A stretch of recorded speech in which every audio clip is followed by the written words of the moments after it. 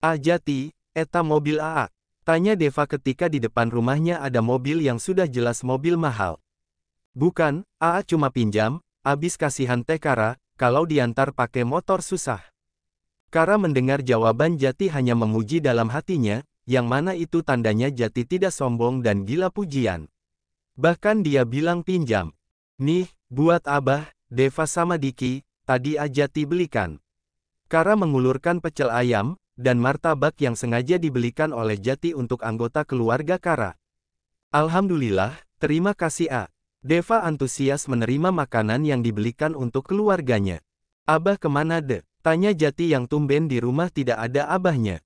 Tadi ke masjid, tapi belum pulang paling lagi ngobrol dengan tetangga.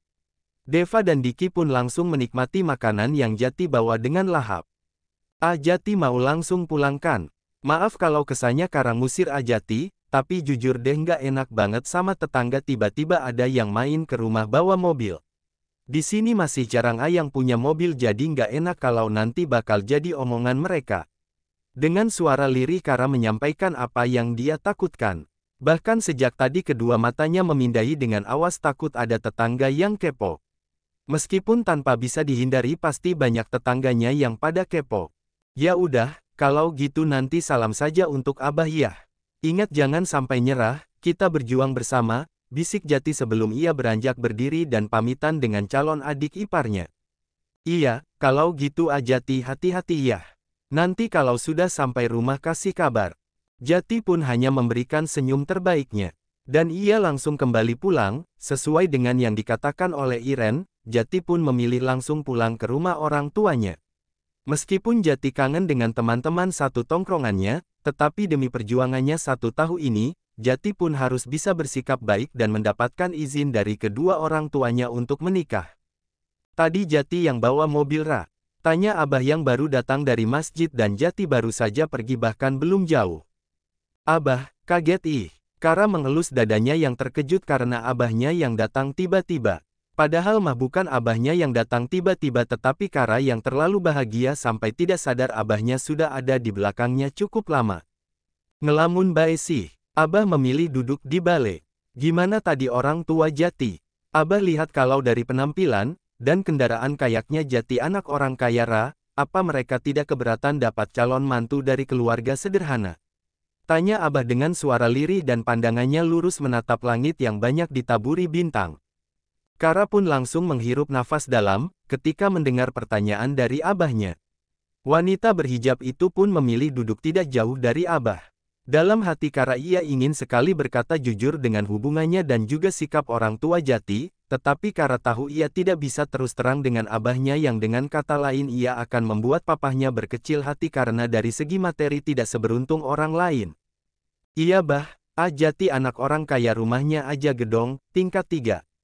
Tapi nggak membedakan Tia, dan masalah nikah orang tua Jati pengin 1 tahun ini Jati fokus kerja dan mengumpulkan uang agar bisa nikahi Kara sudah punya tabungan sendiri, dan Kara sih tidak keberatan dengan usul mereka. Soalnya Kara juga pengin matangin diri juga. Kara berbicara dengan menunduk, tidak berani wanita itu berkata jujur dengan apa yang terjadi dalam pertemuannya kali ini. Alhamdulillah kalau gitu, Abah senang dengarnya. Abah takut kalau nanti keluarga Jati akan merendahkan kita yang tidak terlahir dari orang yang kaya raya itu. Kara hanya mengulas senyum masam mendengar ucapan abahnya. Karena dari pandangan Kara papahnya Jati memang tidak suka dengan dirinya.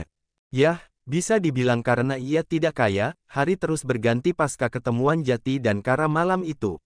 Dan kini tanpa terasa hubungan mereka berdua sudah terjalin selama 10 bulan, hubungan Kara dan Jati pun bisa dibilang baik. Meskipun Jati yang sibuk bekerja, sehingga Jati pun jarang mengunjungi rumah Kara lagi, selama 10 bulan ini Jati hanya ketemu selama 2 kali. Itu semua memang kesepakatan Kara dan juga Jati. Bukan hanya pekerjaannya yang sepertinya sukses, tetapi juga agama Jati jauh lebih baik, hafalan sholat dan juga sholat wajib tidak pernah tertinggal lagi. Kara yang melihat perubahan calon suaminya pun semakin bangga dan jatuh cinta. Pah, ini sudah 10 bulan Jati membuktikan keseriusannya dalam bekerja membantu perusahaan kita, dan kerjaan Jati pun bisa dibilang sangat baik.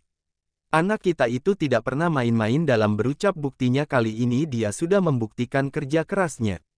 Dan papa bisa lihat sendiri kan Jati meskipun tidak lulus sekolah menengah atas, tetapi dia tetap tanggung jawab, ucap Iren di saat mereka baru selesai makan malam. Papa sudah bilang pada Kara agar jauhi Jati, papa tidak akan merestu kalau Kara dan Jati menikah, mereka masih sangat kecil, balas Tommy dengan nada yang santai. Tapi kalau nanti Jati tahu bagaimana, kalau ternyata kita hanya berbohong. Iren tidak setuju dengan ide suaminya itu, tetapi dia juga masih ragu menikahkan anaknya yang baru berusia 20 tahun. Dia tidak akan bisa berbuat apa-apa. Papa sudah tahu siapa Kara, rumah dan juga orang tuanya.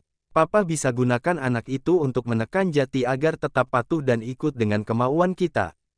Sedangkan Jati yang berdiri dari balik skat pembatas ruangan sangat jelas mendengar percakapan papa dan mamahnya. Tangan Jati mengepal, dadanya bergemuruh hebat. Ia tidak menyangka kalau papahnya akan sejahat itu. Bahkan ia tidak menyangka kalau mamahnya juga mendukung rencana sang papa. Bukannya sang mama sangat hangat saat Kara datang ke rumah, tetapi ia tidak menyangka sikap baik pada Kara hanya sebatas basa-basi semata. Pantas saja beberapa hari ini Kara menghindar kalau diajak telepon, Diwa pun nggak balas. Ini toh alasannya, kenapa papa dan mamah jahat sekali. Kenapa kalian selalu mengatur anaknya, apa kalian tidak mau lihat anaknya bahagia? Jati langsung meluapkan rasa kecewanya di hadapan kedua orang tuanya, sorot mata dan suara yang bergetar menandakan bahwa ia sangat marah dan kecewa berat. Papa gak akan melarang kalau umur kamu sudah matang, dan lagi pilih calon istri dari keluarga sederajat bukan anak orang miskin seperti wanita itu. Berapa banyak uang yang kamu berikan buat dia? Tommy tidak kalah tinggi suaranya dari Jati. Jadi ini karena Kara miskin. Apa papa tidak lihat dia wanita yang baik, sabar, agamanya juga taat, soal kaya atau miskin hanya sebuah status, kaya juga bisa saja jadi miskin, bukannya harta hanya titipan Tuhan, lalu kenapa harus jadi pembeda? Mati pun tidak akan bawa harta. Dan kalau papa bilang Jati memberikan uang pada Kara, papa bisa lihat mutasi rekening Jati, apa pernah Jati kirim Kara uang? Tidak pah, mereka tahu batasnya. Mereka bukan orang matre. Ruang yang luas seketika jadi rame. Bahkan Noah dan Nara pun melihat pertengkaran Jati dan kedua orang tuanya. Terserah, yang penting papa tidak akan pernah setuju menikahkan kamu dengan wanita itu. Kamu cari wanita lain saja yang sederajat dengan kita. Piar, Jati membanting vas bunga dan pergi menenangkan diri. Jati, kamu mau kemana bang? Iren yang melihat Jati sangat marah pun coba mengejarnya, tapi sayang Jati sudah pergi dengan menaiki motor sportnya. Markas Dekalongs menjadi tempat untuk menenangkan diri. Wei bos, kemana aja? Teman-teman satu geng senang Jati datang. Ada balapan gak malam ini? Tanya Jati dengan mata merah. Tangannya langsung mengambil sebatang rokok. Ada, kenapa tumben lu balik ngetrek, udah gak kerja bareng bokap? Tanya Padi dengan tatapan yang heran dengan gelagat Jati. Lu ada masalah dengan keluarga? Gue pengin mati. Jat, lu apa-apaan sih, kayak anak kecil aja ngomongnya. Dewa langsung menyela omongan Jati. Gue ambil balapan, berapapun taruhannya gue ambil.